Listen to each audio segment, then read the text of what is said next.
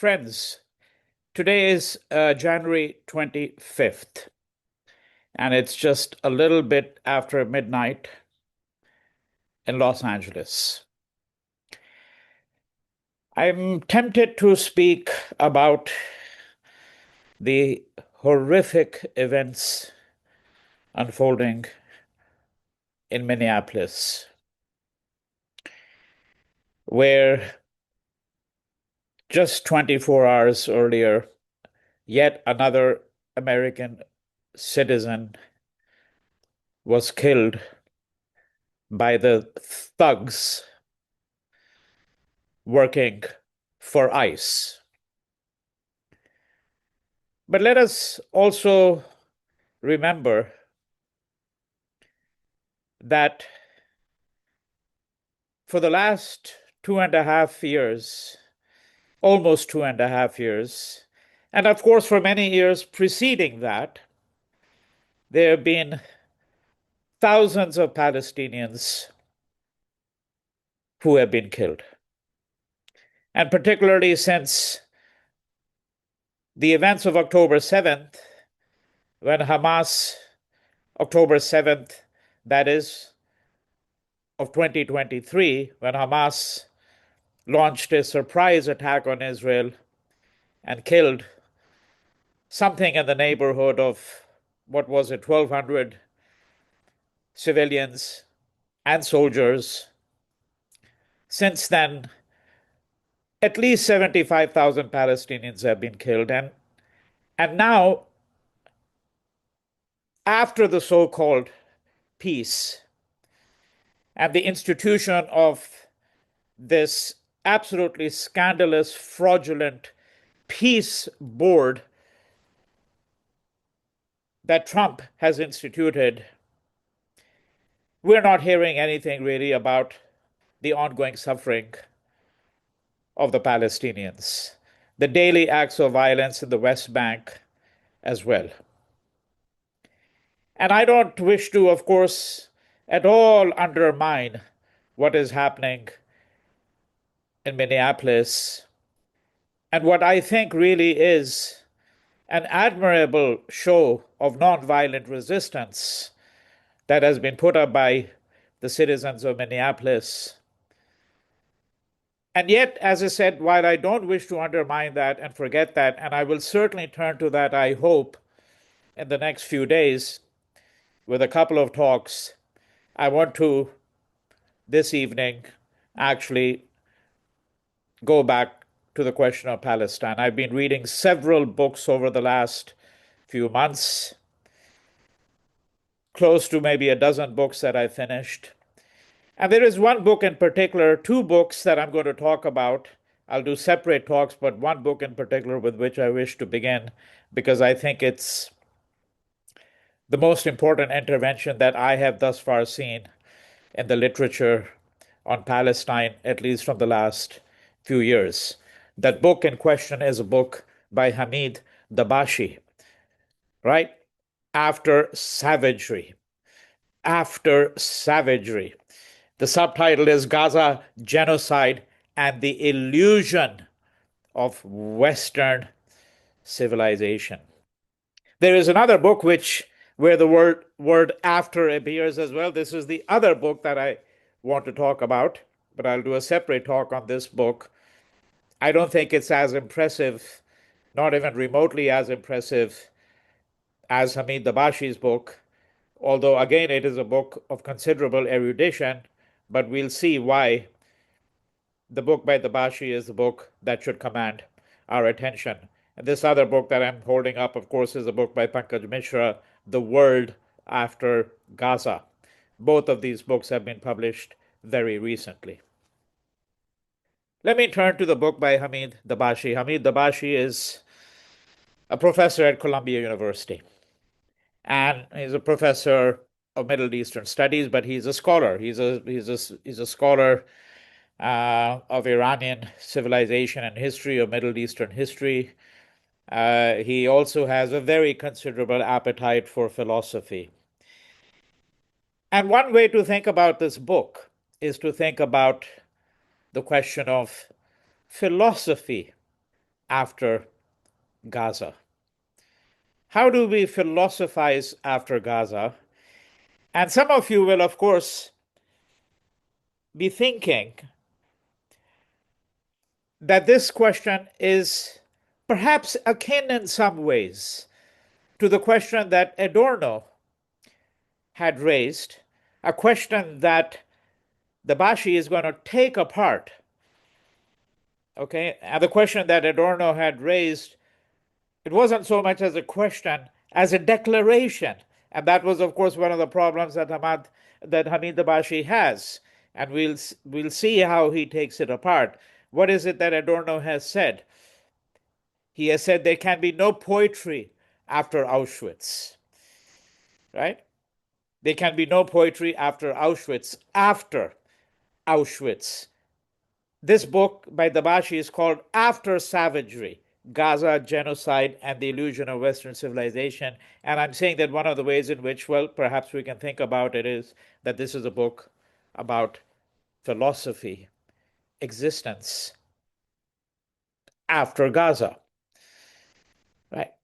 But let us begin with a couple of quotations, a few quotations and some observations that were made, including an observation made by the President of Israel just hours after the attack of October 7th, when he said,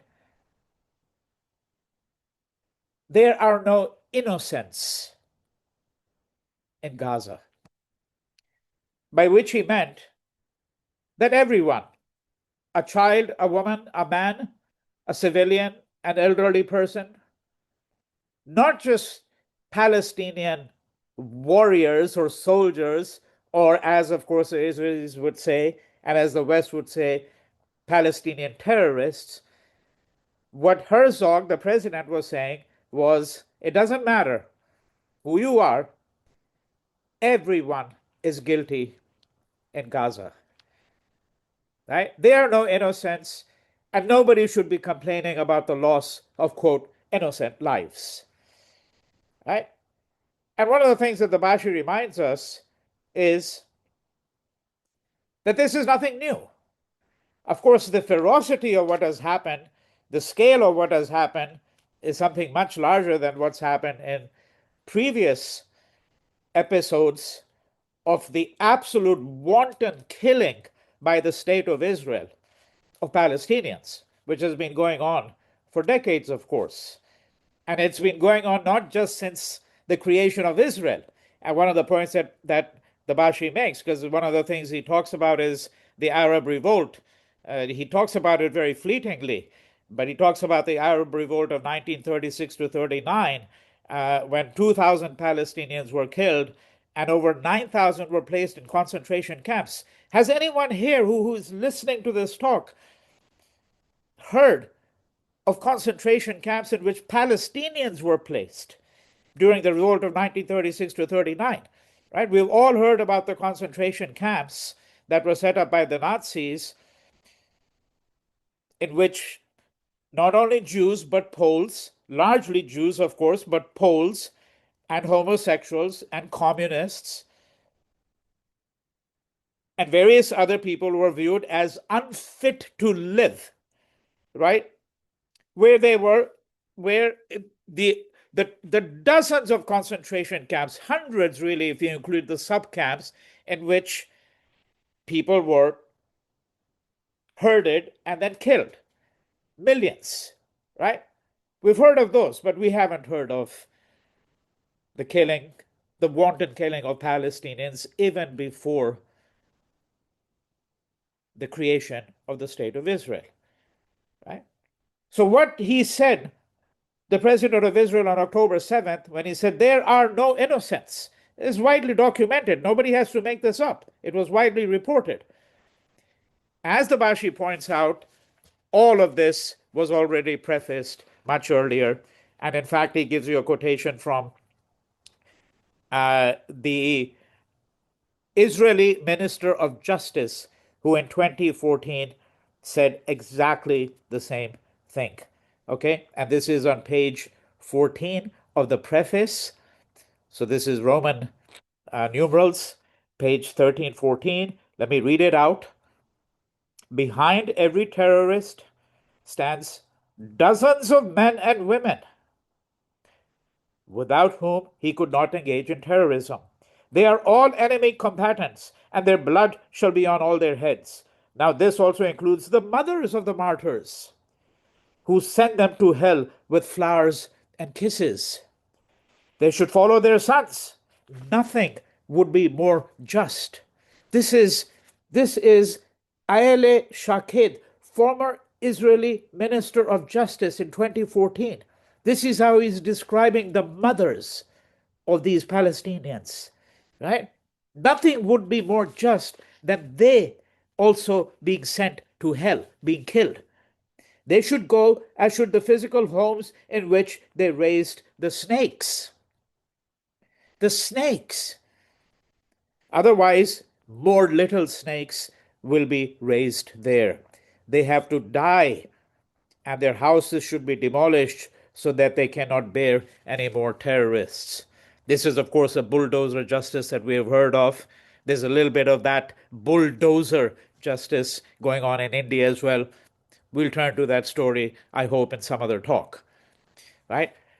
And now let me also give you yet another quotation. I won't identify who it is because that will then get us into the heart of the matter. And this is a quotation. Let me see if I can locate it.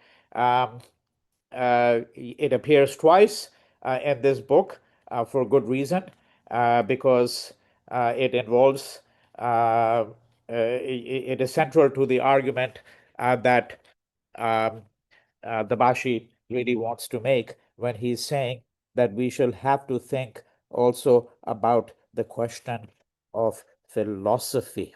Okay, the question of philosophy. So while I look for that quotation, let me begin to discuss what this book is about. All right. So the book has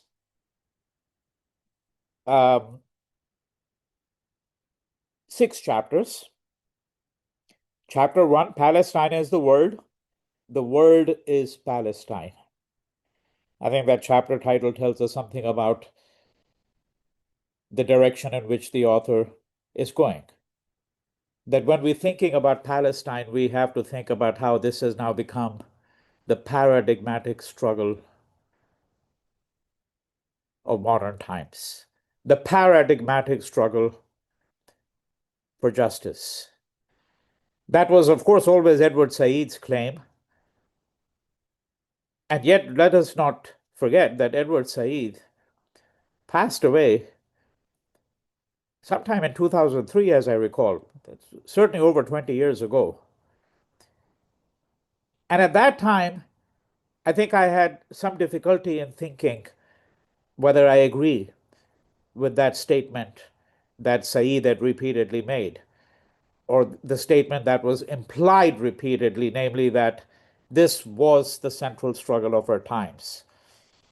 And the reason I had some reservations about it then was because I had the same concern when the Holocaust was turned into the paradigmatic instance of suffering of humanity.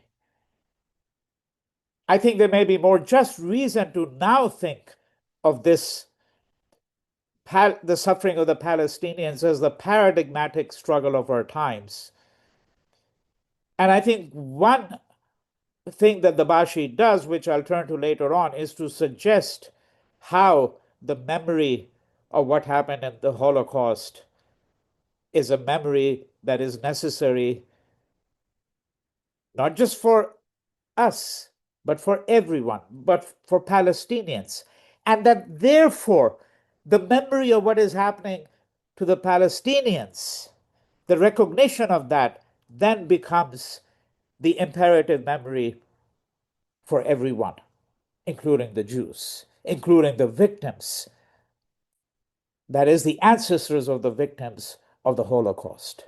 Right? So there's a different way in which he is actually able to link the Holocaust as an illustration as an instance, rather, I should say, of the paradigmatic instance of suffering of modern times and link it, you know, to the suffering of the Palestinians as the paradigmatic instance of suffering at the present juncture, at this present moment. All right. So that's chapter one. Palestine is the world is Palestine. Chapter two is critically important to the arguments of the book. Israel is the West is Israel. And this is something that is going to become very clear when I look later on in a subsequent talk at Pankaj Mishra's book, The World After Gaza, because there's no question that the Zionists, especially, have always understood that Israel, in some ways, was the last outpost of the West. It wasn't the only outpost of the West in the Middle East, in that large swath of land, which is not just the Middle East, but Central Asia, West Asia, all the way from Pakistan to Turkey, right? Because this is all Muslim land. And then what you get there is you get this state, and that's the state of Israel, right? So it was always conceived as sort of like the last outpost of the West. And Dabashi, in some ways, extends this further by saying it's not just the last outpost of the West. Israel is the West, and the West is Israel. Chapter 3 is called Poetry After Genocide. The best way to think about this chapter is to think of it as a critique of the proposition, the declaration, to which I adverted earlier by Adorno when he said there can be no poetry after Auschwitz. Chapter 4, Philosophy After Savagery, right? Philosophy after savagery. How can we think about philosophy after Gaza, right? Because one of the things he's going to argue is that to philosophize is, of course, to think, right? If the argument is that the Palestinians and people in the non-West basically can't really think, which is an argument that's been made very often in the last several hundred years by Europeans who have either infantilized the non-West or animalized the non-West. And recall that after October 7th, endless number of leading Israeli officials, ministers, commentators said the Palestinians are just animals. Right? These terrorists, but they're really referring to, as Herzog, the president, said, well, basically, essentially, all Palestinians are terrorists, right? So why even distinguish between Palestinians and terrorists? The two are synonymous terms from the standpoint of many people in Israel, certainly the people who were part of the Israeli leadership. They were constantly animalizing them. And that was one reason, of course, one of the ministers said, we're just going to cut off all the water supply, the electricity, right? They're really not human, or they're subhuman, right? Now, if that's what they are, how can these people actually really philosophize? That is, that these are not thinking people, and philosophy is, in some ways, the most profound form of thinking. So this is what leads Dabashi to say that, well, we need to give some thought to what it means to actually talk about philosophy, right? After Gaza. And so here is that here is that quotation that I want to share with you that I was looking for, which I spoke about 5 minutes ago. Father, and I'm quoting now, Father Labat reports that a Negro carpenter, whom he reproached for haughty treatment towards his wives, answered, "You whites are indeed fools. For first you make great concession to your wives, and afterward you complain when they drive you mad." And it might be, end quote, and it might be that there was something in this which perhaps deserved to be considered, this commentator is saying in the longer quote. But in short, this fellow was very black from head to foot, a clear proof that what he said was stupid. And where do you suppose this is from? Right? Who might be the author of this kind of observation? This is Immanuel Kant, right? One of the greatest leading figures in the history of Western thought, right? One of the supreme philosophers of the Enlightenment. And this is from his book, Observations on the Feeling of the Beautiful and Sublime, 1764, where he's saying, this scoundrel, this person, was completely black from head to foot, a distinct proof that what he said was stupid, a clear proof that he was stupid. Right? All right, so you might say, well, so what do we really make of that? So let us look at the contours of this book. And I will attempt to do that in only 15, 20 minutes rather than turning this into a 2-3 hour talk. All right? Dabashi, of course, is talking largely about what has happened in Gaza. And what he's saying is that Gaza, what we have witnessed there is the complete exposure of the roots of Western civilization. I've adverted to this, that there are people in Israel, including the leadership, that has long thought of what we might describe as, Israel as the last outpost of the West. Okay? It's also necessary to add that, of course, from the Dabashi standpoint, it's not every Jewish person who is a problem or who is culpable. Not even remotely that. There isn't really any anti-Semitism in this work at all.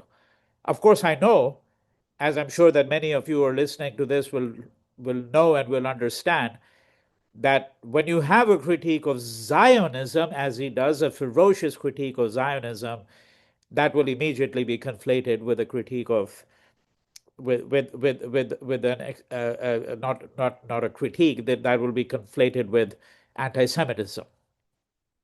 All right.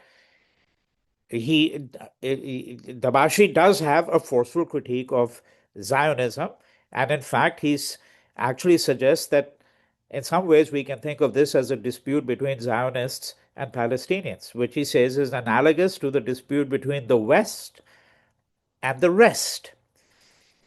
Right? We don't have to necessarily accept every argument that he makes and every analogy that he really offers. Okay? But what he's saying is that the savagery that you're seeing there, this is, and here I'm going to quote him because he writes very forcefully, Dabashi, right? He doesn't seek to be polite in that sense.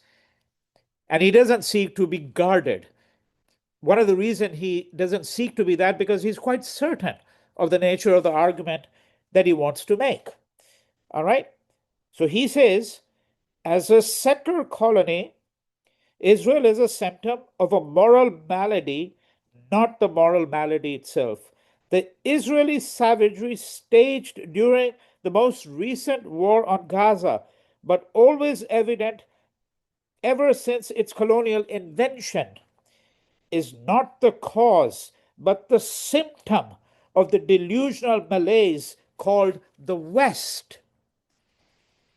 And this is why we'll have to think about the title After Savagery, Gaza, Genocide, and the Illusion of Western Civilization. What he's saying is that what's happening in Gaza is really something that should alert us to this disease, that malaise called the West. Right? And of course, one of the things that comes to my mind is that when he's saying the argument that now we can't be having any illusions about the West. We know what the West is really like. And this is where, of course, I think Dabashi, for a moment, has almost forgotten, it seems, that exactly the same argument was made after Hiroshima and Auschwitz, after the atomic bombings, and after, and when I say Auschwitz, I don't mean literally only that camp. I mean, of course, the concentration camps and the orchestrated killing, the social engineering, the mass death that was organized by the Nazis, okay, by the Germans, right? That after that, the supposition was, well, nobody can really have any illusions about the West anymore, right? But really, is that the case? Haven't we been living with those illusions even after the war? Just think about how we all flock to the West, right? We all flock to the US, to Germany, to France, to Britain, right? Because somehow we have allowed ourselves to be persuaded that that was an aberration. And my fear is that Dabashi may be underestimating the extent to which, once again, this will now just simply, what's happened in Gaza, be seen merely as an aberration. But this is not who we are. This is the expression I hear constantly in the US when something happens, and the most well meaning people will say, well, this is not who we are. This is totally un American. Really? Is what's happening in Minneapolis un American? Right? After the genocides committed by the white settlers in this country, after 350 years of slavery, after bombing into extinction huge numbers of people in Vietnam, millions in Vietnam, after the long, endless list of wars perpetrated by the United States, and then we're still delusional into thinking after every such thing, this is just simply an aberration, right? So this is where I would say that, when he says, well, this is really now the end of Western civilization, or that is, we can't have any more illusions about it, I fear that we will continue to have them. That, of course, is something that doesn't describe why this book really is a book that everybody should read, right? Because what he does is he really rips apart every charade that you can think of, every disguise that has been put forward when people are trying to understand what is happening there. He's very clear. Page 20, again of the preface, Israel is a moral depravity. That's the quotation. Israel is the West. If Israel is a moral depravity and Israel is the West, then it is the West that is a moral depravity. That follows, logically speaking. Okay? But this is not simply a work of polemics in that sense, because he's a scholar and he's a very thoughtful scholar. He's a very erudite scholar, so he can tell you exactly what settler colonialism means, all right, and what are its implications, and how Zionism is a particular manifestation of this kind of settler colonialism. Okay? Now, all of that may not be really novel terrain, at least not to people who have been reading about Israel, the Israel as a settler colonial state, the particular way in which Israel has carried out whether you want to call it ethnic cleansing, genocide, murder, annihilation, right? Especially since the Nakba, but even before the Nakba, the particular ways in which different aliyahs, different ways of migration of Jews, all of this was orchestrated in a way in order to change the demographic composition, right? We can go into those histories, but that's not really, I think, some. This is not where Dabashi is particularly at, being novel. Uh, I think he does make a very strong case in a way which very few commentators have done thus far, which is to say that Israel is the West, okay, and not simply an outpost of the West or not simply being supported by the West. I think that that's the general expression even of the liberal view, is that, well, Israel is really has been upheld by American arms, much like it was upheld. That is, the Jewish immigrants, because Israel was, before the creation of the state of Israel, the Jewish immigrants were being upheld by British arms, right? When Britain was still the dominant power in that part of the world. All right. Where he's, I think, most interesting is when we get to three or four different questions. The first question has to do with colonialism. Okay. Uh, and we can then think of that not simply as the physical colonization, right, and its consequences, which of course include things like the Nakba, the ethnic cleansing, and all of that, but the epistemological colonization. The epistemological colonization. Because, and this is where people like Kant come in, because what he argues is it is virtually impossible to find a Western European thinker. Almost impossible. I mean, there might be scattered examples here and there, obviously, but you look at the people who are supposed to be the great liberatory figures. I mean, you look at, let's say, in modern scholarship, particularly scholarship in the last 2, 3 decades, where the people who are of a liberal disposition, people who are trying to uh, find a language for struggle, for resistance, people who believe in, quote, social justice. Well, who are the philosophers, who are the theorists that they cite? They cite people like Agamben, they cite Adorno, right, going back to the Frankfurt School, right? And they cite Levinas, the philosopher. And he shows every single one of these writers is totally incapable in some way of being able to really fathom what is happening to humanity, not just to what is happening to that part of the world, but what is happening to humanity, because their worldview is, let me use that cliched word, resolutely still Eurocentric, ethnocentric, right? And this is what he's going to attempt to show. It's a relatively short book. So it's not like they're very long extended. I mean, it's something like 200 pages. So it's not like they're long extended discussions of all of these. But you don't need those long extended discussions, right? So let's take for example the whole discussion that he has of Adorno. Uh, we can think about the racism of Immanuel Kant. So, for example, if you turn to page 80, we can turn to people like Levinas. We're going to do that briefly, some of these writers, just to see what it is that he has to say. Okay. And this quotation that I gave from Kant, here's another quotation. So, this is the quotation that begins chapter 4. The chapter 4 is called Philosophy After Savagery.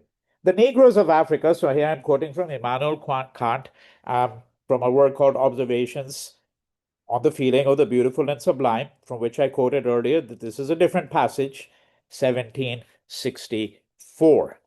All right? The Negroes of Africa have by nature no feeling that rises above the ridiculous.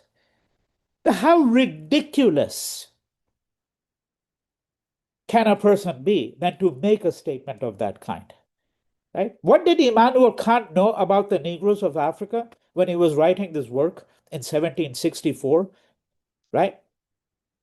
This person who lived in this one town for decades and took his walk at exactly the same time every evening, and people could actually set the time on their wrist watches by the time that he took his walk.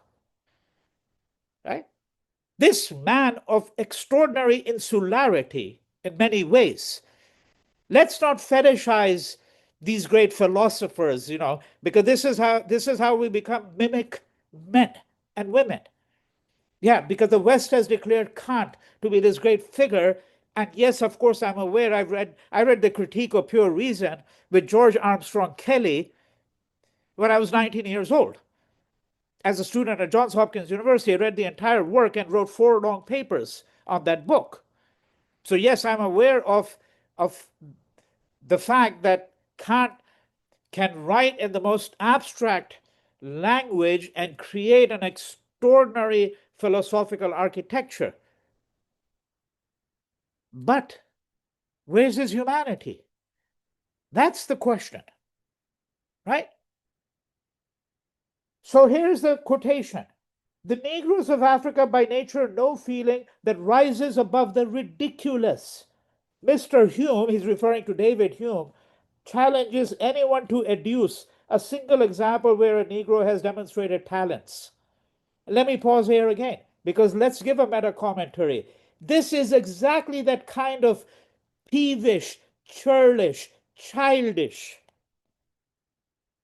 statement given by someone like Saul Bellow, another great European mind, right? Because he won the Nobel Prize for Literature.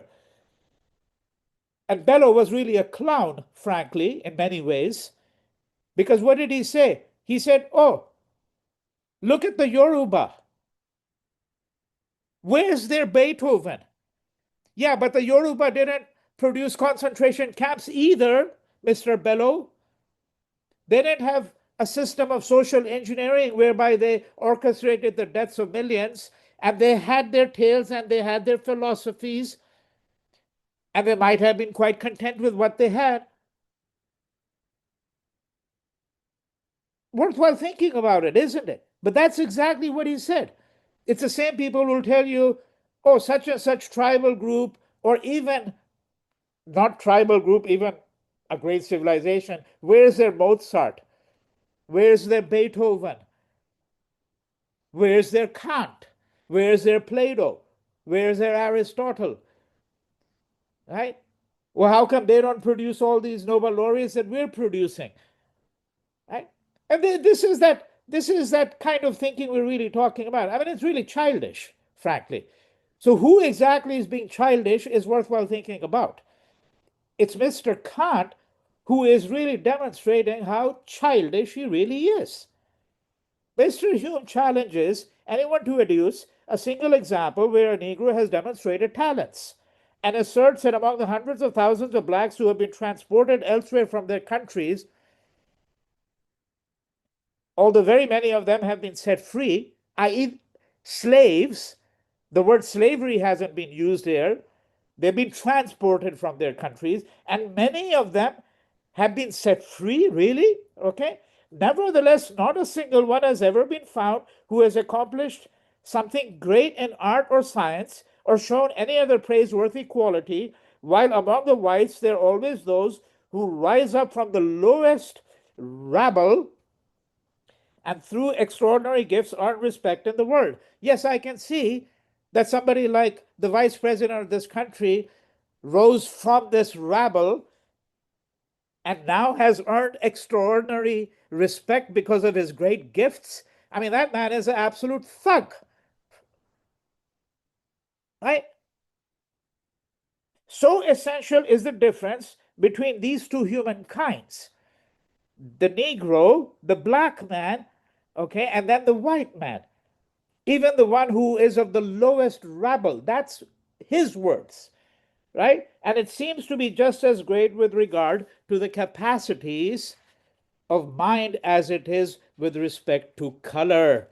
The blacks are very vain, but in the Negro's way, and so talkative that they must be driven apart from each other by blows. I mean, this is the worst cliche about black people. You know that, you know, they're there's this when two of them get together, three of them get together, they start chattering, right? And they're giggling, right? And they're talkative, they're talking nonsense, right? And then you can't really even get them to stop, and then you have to actually hit them, right? So talkative that they must be driven apart from each other by blows. And what Dabashi is saying is essentially the West has constructed this argument that everyone else outside the West, frankly, they don't have the capacity for thought. They don't have the capacity for philosophy. And philosophy, that word, philosophia, love of wisdom, right? This is what distinguishes us. And he says that you're going to find this in all of these writers. You take somebody like Levinas, okay? And he gives you the citation, right? His ethnocentrism, his racism. Nobody speaks about that because somehow he has now become this magical philosopher of profound reflection and liberation, right? So here it is, page 96, 97.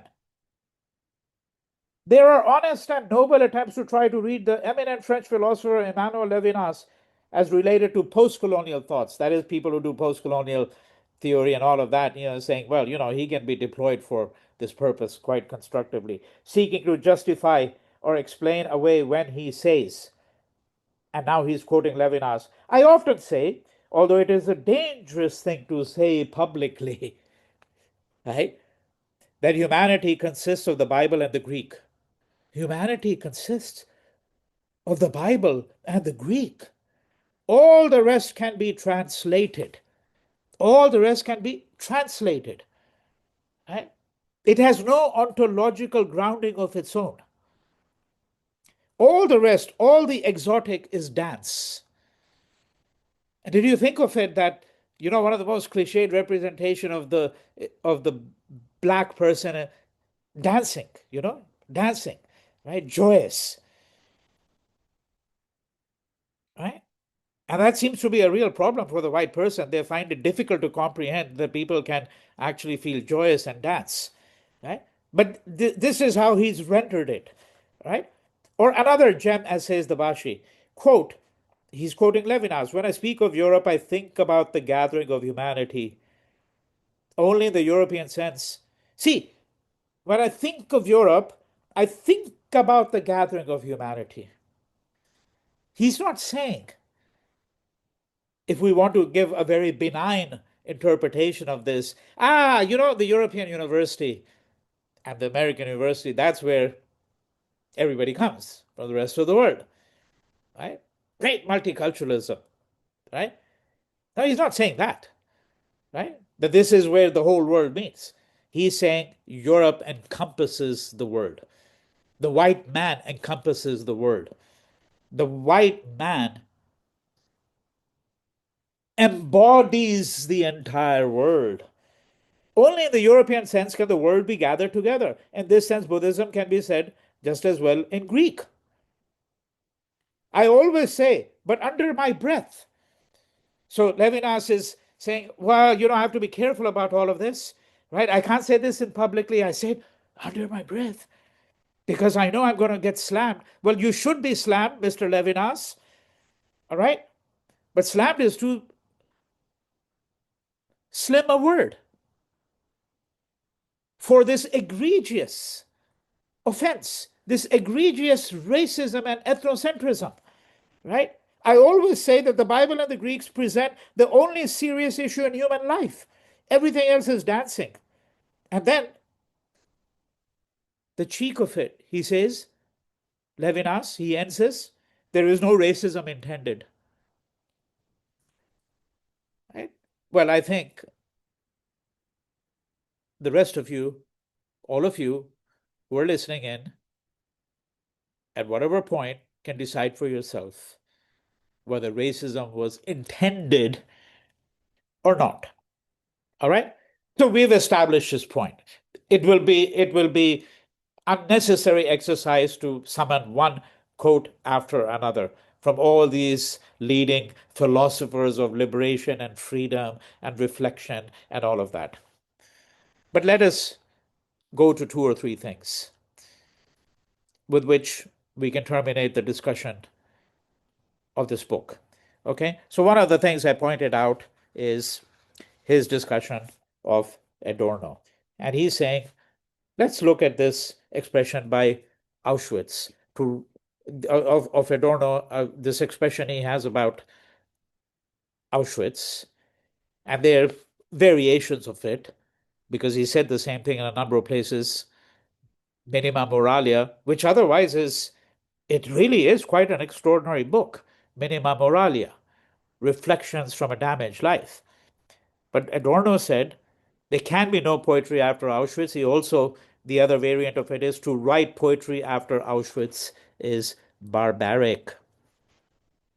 And of course, we have to say, what does this really mean? Why only after Auschwitz? What about the extermination carried out by the Germans of the Herero in Namibia? Right? Extinction, genocide. Why is it that Adorno cannot say that to write poetry after the extinction of the Herero is barbaric? Right? And he's saying that there is a problem. The problem is colonialism. That none of these writers is really capable of comprehending the history of colonialism. These were all the external others, just as the Jew was the internal other. The Muslim today is the external other. The Jew is the internal other of Europe, right? And I've only picked that one instance. Colonialism was not a project of one singular state, the Germans or the French. The Germans, in any case, come into this much later. There was very little for them to take after the French and the British had helped themselves to the world, following the Spanish and the Portuguese and the Belgians and the Dutch and right? I mean, they're all culpable. It's a European project. It's not one or mission. And of course, this is precisely why resistance will also now have to be planetary. When we think about solidarity networks, we think about anti-colonial networks. That is precisely why people who have worked on anti-colonialism, the global south, as I do, and as many, many others have done, that is why we're always thinking about the global south as a whole, right? We're not thinking about colonialism as a singular project of a singular nation state. The solution will also have to be much wider. It will have to be planetary in many ways. But here's the other problem with this formulation that to write poetry after Auschwitz is barbaric. Barbaric for whom? Maybe it's barbaric for the German to do it. And we should use the word German, because one of the ways in which the Germans have very cleverly played their hand in all of this is to pin it all on the Nazis, as though the Nazis were, in a manner of speaking, not Germans. When we talk about the atrocities of the Holocaust, let's be sure we talk about the atrocities perpetrated by the Germans. Right? And a huge number of people, a vast proportion of Germany, was implicated in this. It wasn't simply a few Nazis at the top and the SS. Huge number of civilians were implicated in the killings as well, in various ways, right? Is it barbaric to write poetry after Auschwitz if you're writing poetry in Hindi, in Yoruba, in Wolof, in Arabic, in Tamil?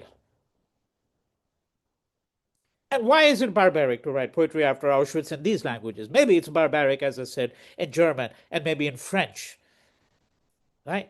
And maybe some other European languages, right? Isn't it the case that this barbarism is just that? It's actually Europe's barbarism, much like the problem in Palestine is a problem that was created by the Europeans, right? And why wasn't a slice of Germany, a huge slice of Germany, cut away and given over to the Jewish people, right? Why were they sent off to Palestine, right? And of course, we know what they're going to say with the Zionists, because that was a historic homeland. Well, what was the percentage of Jews living in Palestine, let's say in 1880, 1890, before the migration? Less than 10%, right? But let's not necessarily get into that. So Dabashi makes another interesting argument. He says that, in fact, contrary to what Adorno says, and I have to now agree that this is almost a kind of a stupid mantra that Adorno gave, okay, right? That poetry is needed precisely after barbarism has happened. It was a barbarism of Auschwitz which requires poetry. It's not that there can be no poetry after Auschwitz, right? So this is how he basically starts to unravel this aphorism of Adorno, right? And let me then turn very, very briefly and lastly to a chapter where he talks about the garrison state versus the Palestinian camps, right? So I was giving you a summary of the chapters. Poetry after genocide was chapter 3, philosophy after savagery, chapter 4, chapter 5, the garrison state versus the Palestinian camp, right? And this is where he gets into Agamben, right? And now people who work in post-colonial studies and political theory, right? They cite Agamben all the time, right?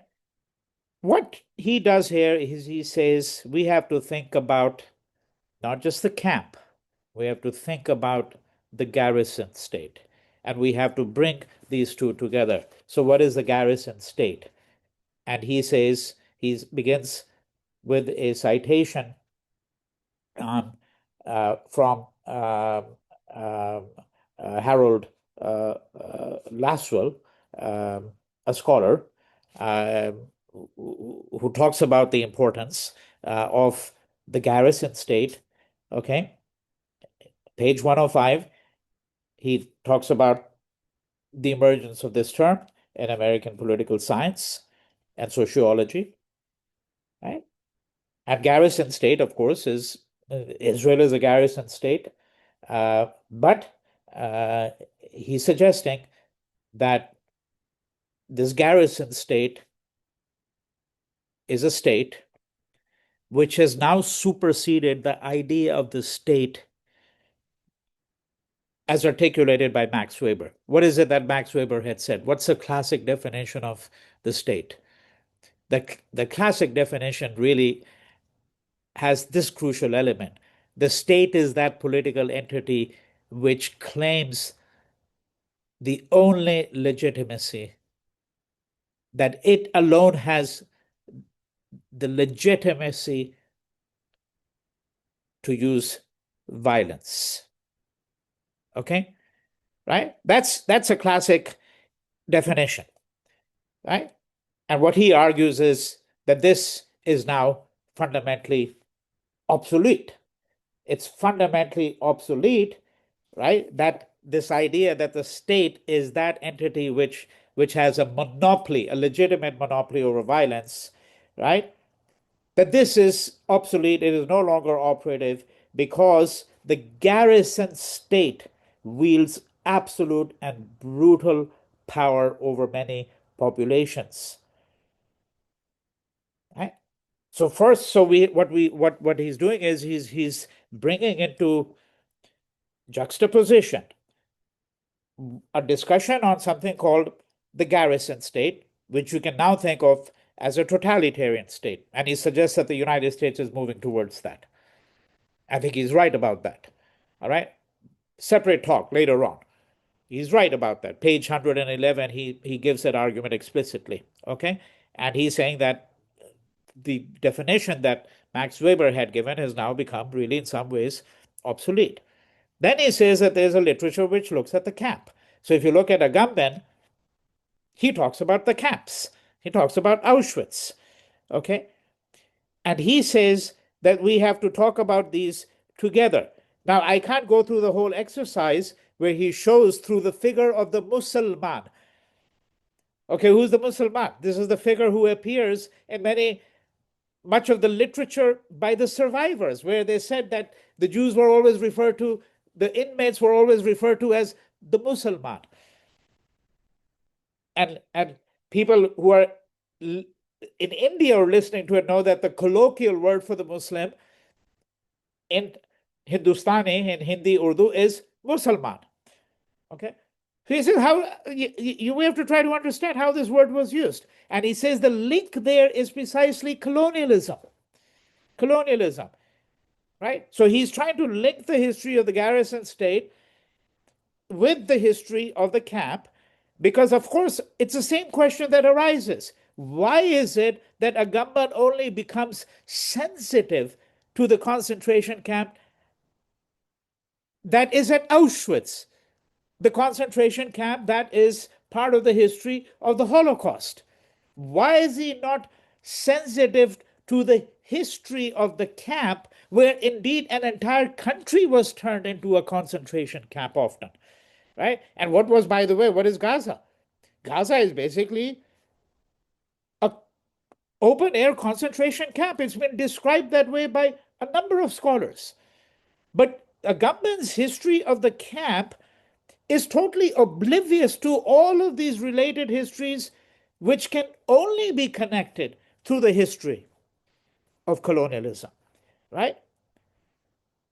Before there was the camp, there was the colony, right?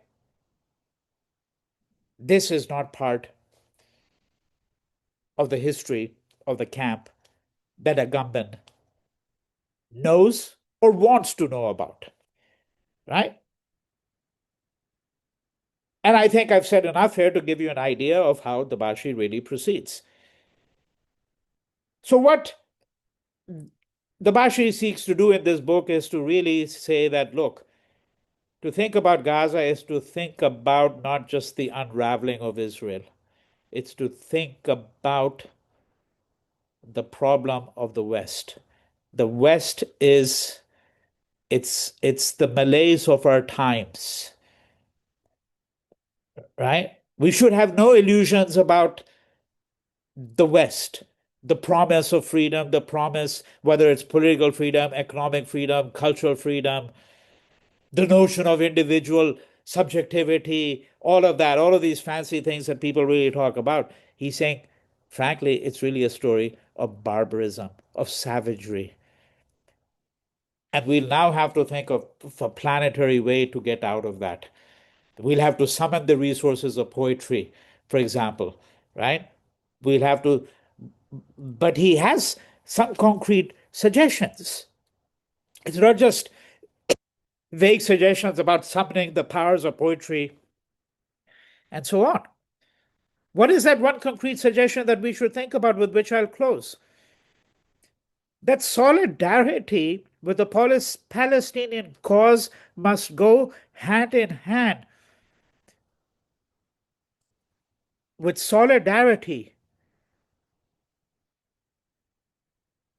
for those who want to have a memory of the Holocaust, the memory of those who were burnt, killed, murdered, gassed.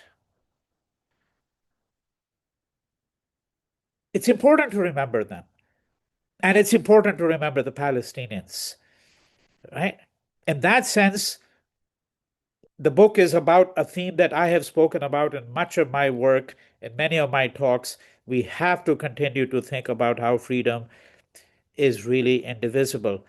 That if we're going to think about Palestinian liberation, he says, and this is really, if you had to make it very concrete, that this liberation will only become possible when Jews are liberated from Zionism. Let me conclude with that observation. I could add a lot more, but let me conclude by reiterating that Palestinian liberation will only become possible when Jews are liberated from Zionism. And of course, when we understand the malaise called the West.